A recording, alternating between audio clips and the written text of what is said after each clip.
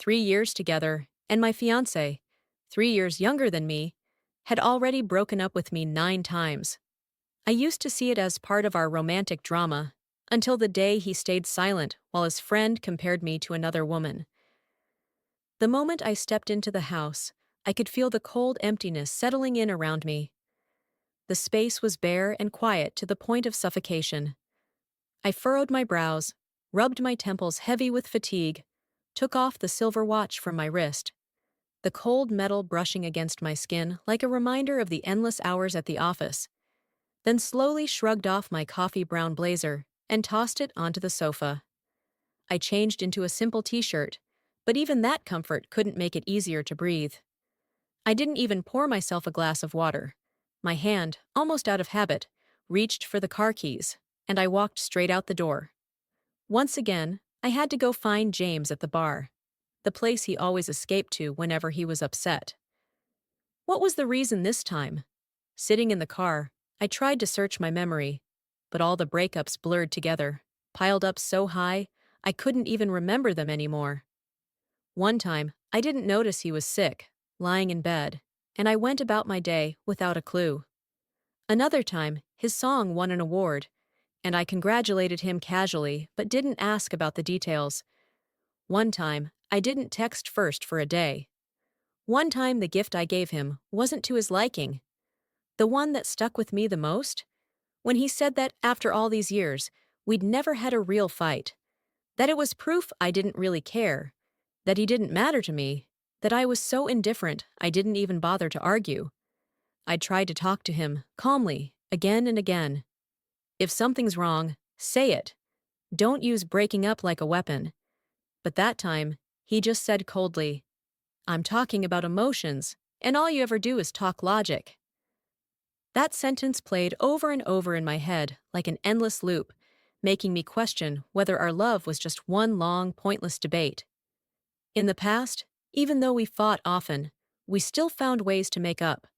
And after each exhausting fight, he'd be so sweet, so gentle, I'd forget the hurt like it never happened. But for the past 6 months, he wasn't the same. The frustration grew. The hugs stopped feeling warm.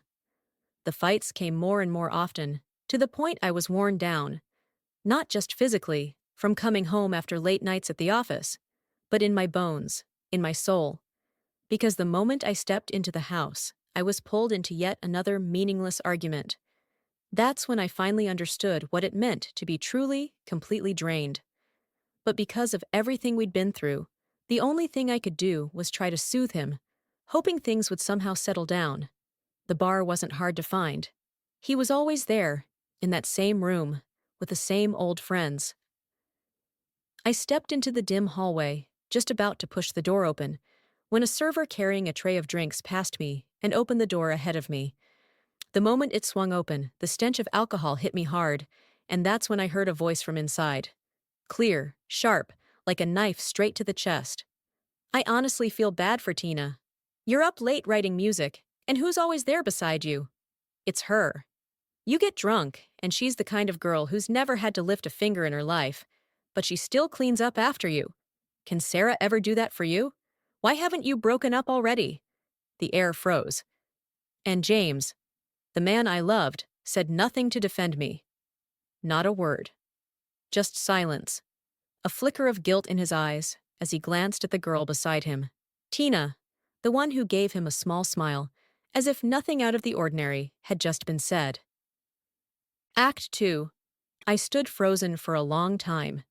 The air inside the bar seemed to solidify around me, the loud rock music blaring from the private room pounding against my ears like a hammer. But all the noise faded beneath the chaos in my head. My breath grew heavy, my chest tightened, as if an invisible hand was squeezing it, and the words I'd just heard, "Feel bad for Tina. Can Sarah really treat you better than she does?" Along with James's complicit silence, repeated like a broken tape, shredding every last illusion I had about our love. It wasn't until the waiter stepped out and the door clicked softly behind him that I snapped out of it. In my mind, the weight I'd carried for so long suddenly lifted. And I knew. The moment had come. I pushed the door open. A chill swept through the room full of laughter, freezing the air in an instant. A few of James's close friends looked up, surprised. Their drinks paused mid-air. Not a single greeting. They kept sitting there, pretending not to notice my presence. The laughter resumed. Poker chips clinked softly on the table. And James, sitting in the middle, holding his poker cards. His face briefly stiffened, then quickly returned to indifference. He rejoined the game, letting out a fake loud laugh as he won the hand, as if I were just some invisible ghost drifting through the room. James! I called his name calmly. My voice echoed, but found no anchor in his eyes. I have something to say. He didn't turn around, just smiled to himself, then raised his glass and drained it again, the brown liquid spilling at the corner of his mouth, dripping onto his wrinkled shirt. Right then, I felt something inside me snap. Fine, let's just break up. I turned to leave, but behind me came a cold voice. If you have something to say it here. We're all friends. Nothing can't be heard. I turned back, stared straight into those familiar blue eyes, now distant and confrontational, and replied coldly, each word shooting out of my tightening chest like bullets. Who is Tina? Why do you let her stay up late with you writing music? A girl who's never done chores in her life, yet she cleans up after you. Does she do that for everyone, or just you? And more importantly, when someone puts me down right in front of you, you didn't say a single word to defend me. Is that because deep down you agree with them? The room went silent. The laughter stopped. The one who'd just defended Tina looked awkward. Someone quickly reached over and turned off the music. The silence stretched, like a crack spreading across the room. James scowled, annoyed, and growled, "Why turn it off?" Keep playing. The music blared again, this time grating and sharp. He threw his cards down, let out a sarcastic laugh, and said, laced with contempt, "They're just telling the truth. To you, your work's always number one. I come after everything. You don't care about me. Now you won't even let someone else care for me? They talk shit about you, and I don't complain. And that's still not enough? Who are you to criticize me? Ask yourself, can you even do what she does?" I looked at him. For a split second, I hoped for a glance, a flicker of regret. But no, just coldness and defiance. The last sliver of hope in me died out. Suddenly, everything became so clear. Yes, I was busy, but he knew that. We still lived together, and whenever he wasn't touring, we always saw each other. He used to complain, and I'd rearranged my schedule to see him perform, standing in noisy crowds, clapping hard as he stepped on stage, even when I was exhausted. But I couldn't spend my whole life just orbiting around him. I couldn't. I had my career, my own dreams, and I believed love meant supporting each other, not sacrificing everything. I could only make up for it in other ways, surprise gifts, little messages during work. And him, the one who used to receive all that, now acted like it never existed. Inside me, all the weariness that had built up, the arguments looping like some hellish cycle, the constant need to patch things up just for temporary peace, finally collapsed into a deep stillness. If he had found someone more fitting, someone who loved him more, then good for him. I had nothing left to hold on to. I took a breath, looked straight into his eyes. I can't do it. I answered that question with every ounce of indifference I had left. Then just like you want, we're done. James froze, his face locked in shock, eyes wide, mouth slightly open, but no words coming out, like he never imagined I'd actually say it. But I'd already looked away, turned around. Not out of regret, but with a strange sense of relief. For the first time in months, my chest felt light. Behind me, I heard a chair scrape, unsteady footsteps. Then, the voice of the girl beside him, rushed, sweet, but full of calculation. "James?" The footsteps stopped. I walked out, leaving behind the lit-up room, the blaring music. Only I knew, this relationship had truly ended. Stepping out of the bar, a gust of freezing wind swept over me, making me shiver instinctively. but my chest felt like it had finally been unshackled after a long stretch of suffocating darkness. I slid into the driver's seat, my fingers icy as they gripped the steering wheel, my eyes following the blinking red and yellow lights of the cars ahead, dazed to the point I had no idea how long I'd sat there. Only after a while did I start the engine, the soft groan of the motor sounding like it shared in my exhaustion. I pulled out, headed toward the apartment near the airport, the one I had bought just because of James. Back then, every time James complained after landing, he'd say taking another 2 or 3 hours just to get to me was too much, that it was exhausting, that he missed me so much it drove him crazy. So I quietly found and bought this apartment near the airport, just so he could come straight home, so that every time he returned from a tour, we could be together immediately. In exchange, I drove more than 2 hours every day to get to the law office, back and forth, morning and night, drained to the bone. But I never once complained. I thought that was love, silent sacrifice for his happiness. But now that everything had shattered, I realized it was just part of the control I had willingly walked into. We'd broken up now.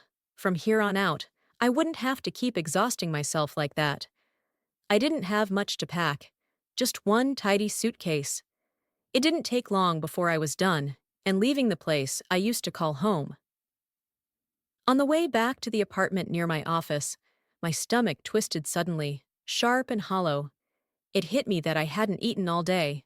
The car clock blinked 11:03 p.m., its dim red light casting a tired glow over my face in the rearview mirror. I pulled over at a 24-hour convenience store. The air inside was warm, faintly scented with toasted bread and coffee. I grabbed a hot coffee and a sandwich. While waiting in line, I heard the cashier's steady voice. "Hi, that'll be $24.90. She said it to the person in front. "Hi?" Instinctively, I looked up.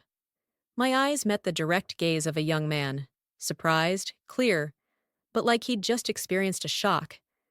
I gave him a blank look, letting my eyes skim over his face, lightly tousled brown hair, a slightly worn denim jacket, and a shy smile trying to form. I didn't know him, definitely not. His face turned red immediately, like he'd just been caught doing something, and he quickly pulled out his phone to scan and pay. The cashier said a few words to him, and I stepped forward to pay, trying not to notice his awkwardness. When I walked out, the small steps in front of the store were already cloaked in darkness. I caught sight of him lingering nearby. I frowned slightly and popped open the coffee lid, warm steam rising into my frozen face. And right then, I missed a step, stumbled on the small stair outside the store, my whole body tilting forward, the coffee spilling as I braced myself for the inevitable pain of hitting the cold sidewalk. But it didn't come. Instead, a firm arm wrapped around my waist, pulling me back just in time. I gasped as the hot coffee splashed straight onto him, dark liquid spraying all over his denim jacket and face. He let out a yelp, grimacing from the heat. I quickly pushed him away and regained my footing, while he wiped his face soaked in coffee. He squinted through the sting, still managing a sheepish smile. "Sarah, I'm a graduate student at a law school. My name is Liam Mason. I'm a fan of yours." The last two words came out softer, almost bashful, like he was scared I wouldn't believe him. I froze, staring silently. He hurriedly pulled up his sleeve to wipe his face, revealing a young, fair, strikingly handsome face, still edged with boyish charm. "Back then, you were legendary. You dominated every debate competition. At school, you're still a legend. I've always wanted to be as outstanding as you. You've been my idol. Just now, seeing you in person like this, I was just overwhelmed." He scratched his head, smile embarrassed but genuine, his eyes sparkling like a kid meeting their superhero. "Sorry, Sarah, I didn't mean to scare you." So that's what all the tension was about. I took out a wet tissue from my bag and handed it to him, my voice soft. "Are you okay?" "No. I mean, yeah, I'm fine," he said, accepting the tissue, dabbing his soaked face, eyes glowing like he'd just been given something precious. "Thank you." I nodded. bent down to pick up the sandwich I'd dropped, about to leave. But he spoke up again, voice hesitant but filled with hope. Sarah, can I add you on Instagram? I paused, thinking for a second. He seemed like a sincere student, and if he really was from the same law school, maybe we'd cross paths as colleagues one day. Besides, there was something about his clumsy enthusiasm that made me smile, a rare warmth in this cold night. I held out my phone so he could scan, and the glow of the screen lit up his face, now flushed red with excitement. As I turned to go, he called out after me, his voice rising into the night air. Sarah, goodbye. After Liam's goodbye, the next time we met was 3 days later. My office had just had a secretary resign, and HR was hiring a replacement. After multiple rounds of interviews, only 2 candidates remained, and I would make the final decision. One of them was Liam Mason, but during the interview, he showed none of the excitement from that night at the convenience store. He didn't try to bring up our connection or flaunt his fanboy status. He sat upright in the sleek black leather chair, hands resting neatly on his lap, speaking clearly and confidently as he answered each question, from handling sensitive case files to analyzing a complex contract dispute. His eyes stayed focused, never wavering, and when it ended, he simply gave a polite smile and said, "Thank you for your time." Not a word too much, not a single unnecessary gesture. So between 2 equally qualified candidates, I went with my gut and chose him. As a top law office, the demands here were always high. But 2 weeks in, every time I left work near midnight, passing by the few desks still lit with staff working overtime, Liam was always there. Head down, eyes red, but still persistent. On Saturday morning, I sat in front of my computer screen, my head pounding, throat dry and burning. I tried to type a few more lines, my eyes stinging so badly I could barely see, and was just about to crawl back into bed when the doorbell rang. I figured it was the secretary dropping off papers for signature, so I opened the door without thinking. But standing there was James, the man who had vanished for 2 weeks. He didn't do anything, just stood frozen at the doorway, his eyes caught between waiting and resentment. He was expecting me to speak first, to apologize, like all the times before. This was the first time he came to see me, without being asked, but also the first time I didn't want to keep going. Back then, whenever I wasn't swamped with work, I always wanted to resolve things quickly, to not let arguments drag down the relationship. I had never been silent with him for this long. 2 weeks had passed like a haunting silence. I was the one to break it. There's nothing of yours here. I haven't changed the code to the other apartment yet. You can stop by and pick up your things anytime. Sarah, he said, his voice briefly sorrowful before it quickly turned into anger. Don't you think you're in the wrong? All I wanted was for you to be there during important moments in my life, to celebrate my successes. But all you ever cared about was work. I had to provoke you, blow things up just to get your attention. Why can't you reflect on yourself for once? To me, both my job and him mattered, depending on the urgency. In the past, all it took was for him to look hurt, and I'd immediately wonder if I'd failed as a partner. But after everything, I saw things clearly. James, we never wanted the same things. We're not compatible. Arguing more won't change that. We've already broken up. He froze, then burst out. You say we're not compatible just because you don't want to change. Who are you to decide you didn't give me what I needed? You think you gave enough? I clenched my fists. I tried, I began, my voice small but steady. But he cut me off, voice like ice. All you ever tried for was to keep your job from being affected. And me, I changed everything for you. If it weren't for you, I'd be further in my career, more recognized. I made you my priority. But you, besides saying I tried, and your rational talk, what else do you even have to offer? My face went cold. My heart tightened. But the pain wasn't like before. It was just deep, weary fatigue. I never asked you to do any of that. From the beginning, I told you not to. You were the one who got mad, saying I was pushing you away. But honestly, I never believed love and career should require anyone to sacrifice themselves for the other. His face darkened, and he laughed bitterly. You're right. It's all meaningless. I was a fool to come here. Fine then, break up. You think I'm that into you? You'll regret this. He turned and stormed off, his heavy footsteps echoing down the hallway. I stood there, head pounding harder, massaging my temples before quietly closing the door. The apartment was silent. I went to pour a glass of water, but the kettle was empty. Finally, I just collapsed onto the bed, my body trembling slightly as the fever began to rise. I hadn't even fallen asleep yet when the doorbell rang again. This time, it was Liam, holding a thick stack of documents. The moment I opened the door, he froze at the sight of me. Sarah, are you sick? I clutched the blanket tighter around me, my whole body chilled, taking the documents with a hoarse voice. Where's the secretary? Her kid's in the hospital. She had to. Take time off, asked me to bring these instead. He explained quickly, still staring at my face with concern. I nodded and motioned for him to come in. I flipped through the documents, signed, and handed them back. When I looked up, I noticed his gaze had drifted toward the empty kitchen. I coughed, and he snapped back, awkwardly smiling. I'll head back to the office. Please take care. 30 minutes later, the doorbell rang again. Liam was there, this time holding 2 big grocery bags, face beaming. Hey Sarah, I've got a few work questions for you.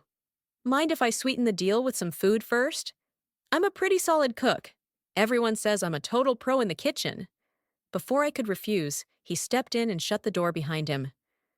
As he got closer, he pulled out a bouquet of red roses and handed them to me. The shop owner said red roses make people happy. I thought, if someone's sick, looking at something beautiful might help them heal faster. I let a faint smile form and took them, saying only, "Thank you." But he lit up like a child, dashing into the kitchen and calling out, "Just a bit, okay? Won't take long." I brought my laptop to the sofa to catch up on work. The sound of the stove fan and chopping board filled the room, creating a strange warmth, like a real home, not the lonely space I'd gotten used to. Before long, Liam brought out a cup of hot ginger tea, placed it in front of me, even carefully opened a packet of medicine, and explained which pills to take. The warm drink slid down my throat, and I started to feel better, eyes closing without realizing it. When I woke up, it was already dark. The blanket had been pulled up tight, and a warm towel, now slipped aside, had been placed on my forehead. The sound stirred Liam, who looked up from the laptop and rushed over. Sarah, how are you feeling? He sat beside me, and out of habit, reached to feel my forehead, then quickly pulled his hand back, ears flushing red. I rubbed my eyes, my voice hoarse but soft. Thank you. For today. He smiled brightly, eyes sparkling. That means the bribe worked. Let me go get the soup. Sick people need to eat properly to get better. Dinner passed quietly but warmly, with just the soft clink of spoon against bowl. He even washed the dishes, then made me another cup of ginger honey tea. Before leaving, Liam waved his phone in the air and said cheerfully, "Text me if you need anything, okay?" I looked at his beaming smile and gently smiled back. When I returned to the sofa, my eyes unconsciously landed on the bouquet of red roses resting on the table. The petals were soft, blazing red, as if still holding the warmth of the hands that gave them. He was right. Looking at something beautiful did make the mood a little lighter. I reached for my phone. A long list of messages stacked up, the 99+ notification glowing on the screen. All from James, the tone switching between anger, begging, and those same familiar accusations. I skimmed a few lines, frowned, and immediately exited. I swiped over to Instagram and was instantly met with a photo of him and a young woman at an amusement park, each holding an ice cream cone, smiling comfortably in the sunlight. The caption was short, "Chilling with a friend." I stared at his smile, the way he leaned toward her, and a wave of bitterness passed through. Not heartbreak, but that deep weariness that comes from realizing how long I'd believed lies like these.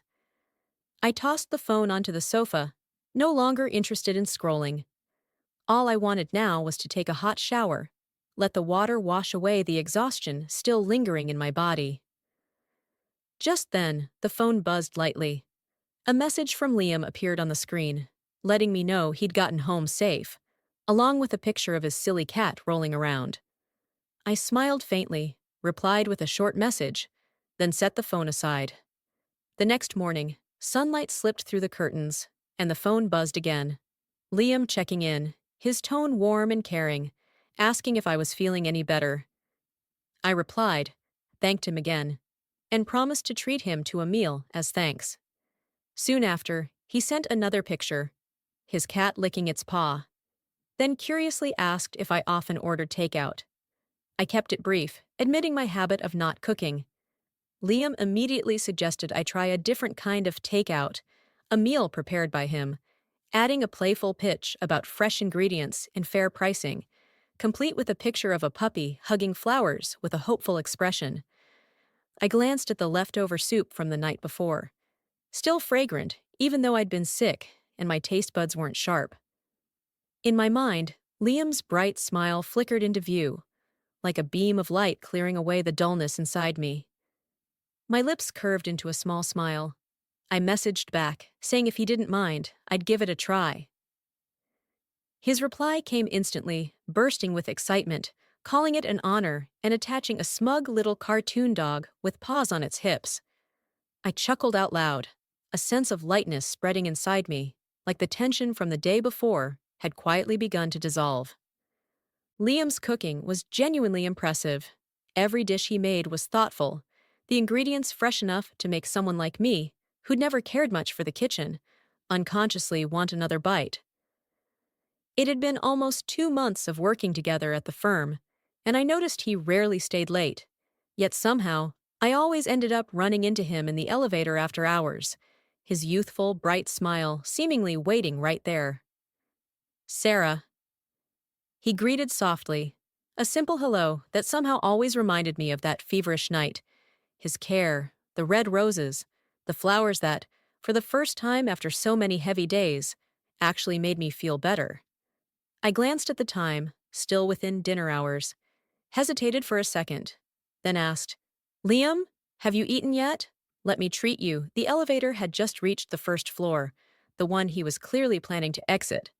But in a flustered motion, he hit the open button instead of stepping out, quickly switching to the close button, ears flushed red. I chuckled softly but said nothing. On the way to the restaurant, I brought up the meals he often cooked and delivered to me. He smiled, eyes curling into half moons. "It's nothing compared to Sarah treating me to a proper meal once in a while." "That'll make up for it, yeah." I thought he was joking and turned to reply playfully, but accidentally caught the light in his eyes, so bright and full of quiet hope. I paused, then smiled. "So, what do you want to eat?" "Korean barbecue. Do you like it?" I nodded, answering softly, "I know a really good place." The moment we stepped inside, even before we ordered, my eyes locked onto a familiar silhouette. James. Across from him sat Tina, the girl I'd seen both in the private lounge that night and on Instagram.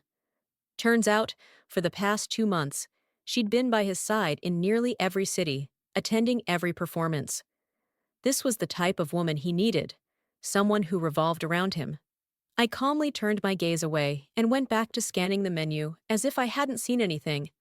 Liam tilted his head, asking, "Have you been here before? With your boyfriend?" I replied, "No." "Then, if you're treating me, won't your boyfriend get upset?" I sipped my water and laughed. "He has at least a basic level of trust in me." Liam looked confused, forced a smile. "Oh, I thought you were single." "Someone as accomplished as you. How could you not have a boyfriend?" Accomplished? A quiet ache tugged at my chest. My love life had long been nothing but a trail of broken pieces. I asked casually, "What about you?" His eyes lit up instantly. "I'm single. 25, 4 years younger than you. I don't smoke, don't drink, I'm healthy. Both my parents live nearby and work for big companies. I have 5 apartments, 2 cars. I'm an only child. My family's happy. Anything else you'd like to know? I cleared my throat, took another sip, thankful that the server came just in time to take our order and disperse the awkwardness settling between us. Toward the end of the meal, a tall shadow suddenly loomed over us. James. His face was dark, like a storm had just descended over the restaurant. Tina stood behind him, clearly anxious. He stormed over to our table and pointed straight at Liam, his voice shaking with rage, demanding to know who he was. I calmly reminded him, "You're a public figure. Don't cause a scene." But James wouldn't back down. He raised his voice, insisting I explain who Liam was to me. I looked him straight in the eye and said, "A colleague." He laughed bitterly, his voice thick with resentment. "A colleague? You broke up with me because of him, didn't you? Because he knows how to make you smile and I don't. You're here laughing with him the whole time, and you haven't even looked at me once." He was practically yelling. I quietly put on my coat, grabbed my purse, and stood up. As I passed him, I stopped, looked him dead in the eye, and said coldly, "If you're not sincere, don't toy with someone's feelings." Tina stood silently behind him. James was stunned. I walked away. Liam followed quietly behind. He was usually the one to make conversation, but the entire ride back was oddly silent. When I dropped him off at the gate of his apartment, I couldn't hold back. "Something wrong?" He gave a strained smile. "No," then opened the door and stepped out. I stayed in the car, watching his back disappear under the glow of the streetlights, and felt something tighten in my chest. Just as I was about to start the engine, he suddenly turned back, opened the door, and slid in again, his eyes lit with a determined focus. "Sarah, can I ask you something personal?" I nodded slightly. He looked at me intently, speaking slowly. "Earlier, you said you had a boyfriend. Was that because you didn't want me to chase after you? Was I bothering you?" I was silent for a few seconds before answering softly, "It's not about you." "It's personal." His expression softened, his eyes brightening, voice serious. "Sarah, would you be willing to try dating me?" Inside the closed car, I could hear the urgency in his breath, the quickened pace in his chest. The words to reject him were already on my lips, but when I met his sincere gaze, I froze. I couldn't say it. "Liam," he took a deep breath, forcing a smile. "It's okay. I can wait for your answer." Then he got out of the car, stood there as the cold wind tousled his hair, his broad shoulders suddenly looking strangely alone. I started the engine, and through the rearview mirror, I watched him standing there under the streetlight, his whole figure glowing, steady, but so heartbreakingly solitary that my chest tightened again. The next morning, the moment I opened my eyes, I saw a message sent at 1 a.m. "Sarah, can we have lunch together tomorrow?" I stared at the words for 2 seconds, lips curving slightly as I typed quickly, "Sure." Liam's reply popped up almost immediately, as if he'd been sitting there waiting. "Good morning, Sarah," accompanied by a sticker of a puppy wearing a chef's hat, tail wagging excitedly. I laughed, but the smile faded when a notification from a tabloid popped up, the sensational headline flashing across my screen. "James Carter in heartbreak, caught drunk on the street at midnight." I narrowed my eyes. I'd asked someone to suppress the photos and videos from last night at the restaurant. How did this leak? I clicked in and realized it wasn't about that, but rather about the past 2 months, where he'd been constantly posting pictures with Tina, and fans had assumed they were a couple. But last night, in a short clip caught by a paparazzo, it was just James, alone, sitting slumped on the cold pavement outside my apartment, shirt wrinkled, a bottle of liquor rolling beside him, head bowed, messy hair hiding his bloodshot eyes. The article speculated, the couple had a fight. I frowned. A mixture of emotions rose in me. The success he'd built hadn't come easily. So why was he destroying himself like this, over a relationship that was already broken? I tossed the phone aside, changed into workout clothes, and went for a jog along Riverside Park. Half an hour later, I returned home, had a quick breakfast of toast and black coffee, showered, dressed in a clean navy blue suit, grabbed my briefcase, and headed out, ready for a long day ahead. As I opened the door, the stench of alcohol hit me instantly, thick enough to feel like it had soaked into the entire hallway. James stood there, right outside, disheveled, black shirt wrinkled, hair matted against his forehead, his once blue eyes now dull and glassy. He looked at me, his gaze sharp and pained, a storm of anguish and anger mixed together. I instinctively flinched, my heart skipping a beat, then furrowed my brows and said coldly, "What are you doing here?" His voice was hoarse, weighted with sorrow. They were right. On the surface, it always looked like I was the one making scenes. But the power, it's always been in your hands. His voice cracked as he pointed to his chest. It hurts. It's suffocating. Sarah, don't leave me. I glanced at my watch. 7:45 a.m. 15 minutes until my meeting with partners over a multi-million-dollar M&A deal. Time waits for no one, and I wasn't going to get pulled back into this. James, we've already broken up. I turned away, closing the door behind me as I walked toward the elevator. For the first time in my life, I just wanted to get away from him.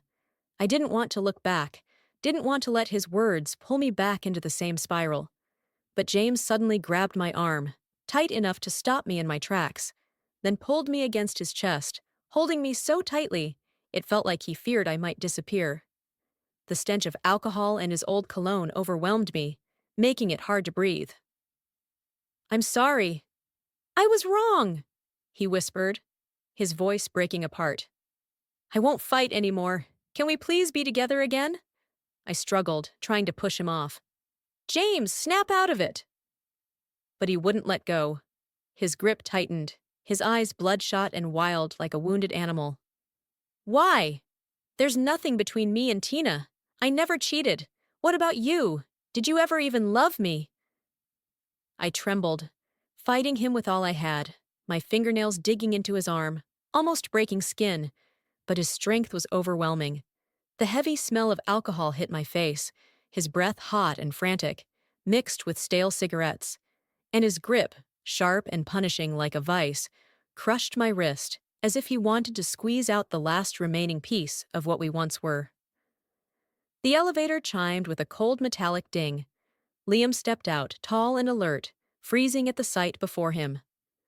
In an instant, James's gaze shifted from sorrow to rage, like a match dropped in gasoline. He let go of me and lunged at Liam, fist slicing through the narrow hallway air. I barely had time to scream hoarsely, "Watch out!" A sharp swoosh echoed as the punch missed. Liam reacted fast, dodging sideways, the cold hallway air swirling with the sharp scent of liquor. In one swift motion, he twisted, caught James's wrist in a firm grip, locked it behind his back, and forced him down hard onto the floor. A heavy thud ricocheted off the narrow hallway walls, followed by James's ragged breathing and incoherent growls. Sweat and matted hair clung to his face, contorted in anger and humiliation. My heart pounded as I stepped forward, my voice low and steady. "James, if this ever happens again, I'll call the police." Liam remained tense, guarded, until I gave him a small nod and said firmly, "Let him go." He released his grip and stepped back, leaving James slumped on the cold tile floor, gasping, shoulders trembling like a wild animal cornered and defeated by his own drunken spiral. I stepped into the elevator. Liam followed. When we got into the car, I turned to him and said softly, "Thank you. Did you study taekwondo or something? That was impressive." Liam scratched his head, his bright smile returning, the glint of his crooked canine tooth peeking out. "Want to learn a few self-defense moves?" "I'll be your coach," he winked, joking, but his eyes lit up with hope. I laughed and shook my head. "Maybe when I have time." He replied, a little disappointed. I tilted my head and looked at him. His eyes, clear and honest, without a trace of calculation, made my heart soften. like a New York autumn breeze slipping quietly through the chaos, bringing a moment of peace. Things really are hectic lately, I added gently, as if to comfort him. He looked at me, and the light returned to his eyes, and in that moment, I felt a kind of warmth, not like the fire that once burned with James, but something softer, steadier. Amid all the noise from earlier, this moment felt strangely quiet, just the sound of my own heartbeat, and the way he looked at me, echoing through the small enclosed space of the car. A CT8. I never imagined James would go to such extremes. That night, my phone wouldn't stop vibrating. I opened it to see that he'd posted a long message on Instagram, publicly declaring our 3-year relationship, with an added note: Tina is just a friend. I sat there in silence for a moment, eyes on the glowing screen, my mind completely blank. Even now, he was being stubborn, gambling everything, using the public as pressure to soften me, to make me come back, as if one public post could erase all the lies, all the fights, and the moment he stood there, letting Tina call me pathetic in that private room. I let out a cold laugh. There was no longer any anger inside me, only a sharp, bitter exhaustion. I took a deep breath, trying to stay calm, my fingers trembling as I scrolled through hundreds of comments flooding the post. Some fans were moved, leaving hearts and wishes like, "Please get back together. You two are perfect." But most were skeptical, even outraged. Within less than an hour, the internet had dug up the past. Dozens of photos surfaced of him with Tina at events. The way he looked at her, the smiles, the gestures, sweet and intimate, like any real couple. The comments poured in like a storm. Going public now is just a last-ditch move to win back the ex. Tina obviously acts like the girlfriend, while Sarah's just a publicity tool? Pathetic, turning a relationship into a cheap PR stunt. Every word, every sentence was like a blade, but not stabbing me, stabbing him. I sat there in silence, eyes blank, staring at the screen, a wave of fatigue crashing over me like the tide, washing away any last trace of pity. If this were before, I might have felt sorry for him. James Carter, the rising star with a voice that melted hearts, million-dollar record deals, and a bright future ahead. I might have worried that he was ruining himself, that a scandal like this would stain his career and jeopardize his biggest dreams. But this time, all I felt was disgust. Disgust at how he was still trying to manipulate my emotions. Disgust at the lies dressed up as sorrow. And disgust at myself for ever believing he was sincere. I opened Instagram, my fingers flying across the keyboard, and posted a short, sharp message like a declaration. James and I broke up 2 months ago. I respect the past, but right now, I just want peace. I set the phone down and stared at the ceiling in silence. If it had been before, I would have felt heartache, would have pitied him for not knowing how to hold on. But right now, I felt no regret. Just an exhaustion so deep it bordered on contempt. Contempt for the mess. Contempt for the once sweet memories that had now turned to burdens. I knew it was time to close this chapter for good. No more looking back. A soft knock echoed through the quiet night. When I opened the door, Liam was standing there, tall, slightly hunched, like he wasn't sure if he was welcome. His brown hair tousled by the autumn wind, his blue eyes catching the hallway light, sparkling like the Hudson River under the sun. He smiled, then pulled from behind him a bouquet of vivid red roses, the petals velvety and glowing like tiny flames in the dark. "Sarah," he said softly, his voice warm like a gentle jazz tune. "I saw the news online. Figured you probably weren't feeling great." He handed me the flowers, fingers gliding lightly along the stems, as if offering something precious. I froze, my breath catching at the gesture, simple, yet so full of meaning. I took the bouquet, its sweet scent rising into my nose, and looked up at him. Liam didn't step forward, didn't force anything, just stood there, lips curved into a hesitant smile, eyes a mix of concern and kindness. "Sarah?"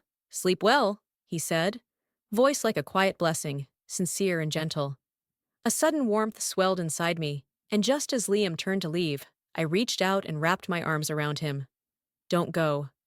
I felt his body stiffen, then tremble slightly. He turned back to face me, eyes wide, a mix of surprise and joy. Sarah! He exclaimed, sounding like a kid who just got his dream gift. What do you mean? Without hesitation, he grabbed my hand, warm and steady, joy pouring out of him, like sunlight through clouds. So, what are we now? He asked, voice trembling with hope, that signature crooked smile flashing like a little star. I tilted my head, teasing. You tell me. Lovers, he answered instantly, without a second of doubt. I looked down at the bouquet of red roses in my hands, their vibrant petals burning like flames, lighting up all the gloomy days behind me. And I laughed. A sound of freedom, of release. That night, the quiet little apartment suddenly felt unusually warm. Liam sat on the sofa, long legs stretched out, hands fidgeting like he couldn't believe. He was really here. I sat beside him, the space between us small but comforting, like the first page of a story yet to be written. Outside, New York murmured on, the sound of traffic, distant laughter, dry leaves brushing the sidewalk. But in this room, there was only us. Soft breathing, the glow of roses, and the unspoken promise of a new beginning. I thought of James, of all the years we chased a love that demanded too much, leaving both of us bruised. I thought of his post, his last-ditch attempt to pull me back, only to push me further away, into this moment, this room, this start. With Liam, there were no grand gestures, no public declarations, just small, genuine acts. And in that simplicity, I found something I hadn't realized I'd lost. Freedom. Not just freedom from James, but from the old version of myself, the one who questioned her worth, who let other people's pain define her. The streetlights shimmered through the window, scattering golden flecks across the room like little stars lost in the city. I leaned back on the sofa, the scent of roses wrapping around me like a gentle hug, and looked at Liam, his eyes glowing with hope, his smile like early autumn sunshine. I knew I was ready, ready to step into that freedom, to let go of the past and welcome something new and real. Freedom isn't always a loud victory or a dramatic escape. Sometimes it's just this, a quiet evening, a hand to hold, a heart willing to try again. Have you ever had a moment when you realized you deserve a gentler kind of love? Leave a comment, hit like, and subscribe to join me in sharing more stories like this.